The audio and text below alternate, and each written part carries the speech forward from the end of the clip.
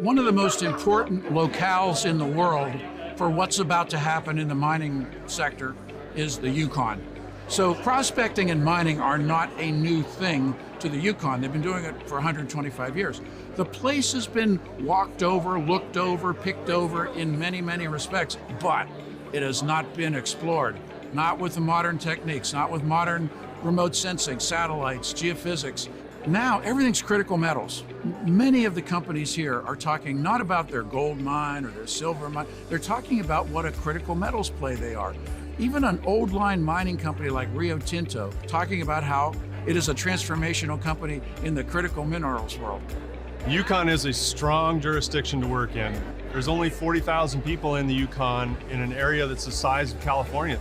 We've got a long history in Yukon. Our team's been active up in the Yukon for over 70 years now, so we've built up a massive database of information, and we currently hold over 12,000 mineral claims in the Yukon. Yukon is one of the better territories for infrastructure. When you compare it to some of the jurisdictions, even in the US, I mean, we've got a couple projects in Nevada, and the per meter drill costs in Yukon are actually comparable to working down on road accessible jobs in the United States. Yukon's a great jurisdiction to work in. We get tremendous support from the Yukon government, from local communities. It's a well-known mining jurisdiction that they understand how mines are developed and operated. Excellent jurisdiction to be working in. I've been active in the Yukon since 2016. It was always a dream of mine as a kid to be able to work in the Yukon. To be able to be there now and to be doing mineral exploration in the territory it's a dream come true. One of the benefits for working with First Nations and governments in the Yukon, it's really good to have local people who understand what the impacts are and what the benefits are of the project. Bringing in outside consultants, yes, you need to do that as well, but there's nothing like local knowledge for being able to advance a project. Yukon government is very supportive of mineral exploration. There's mineral incentive programs that the government does each year for earlier stage projects. And then also the Yukon Geological Survey provides a huge wealth of information.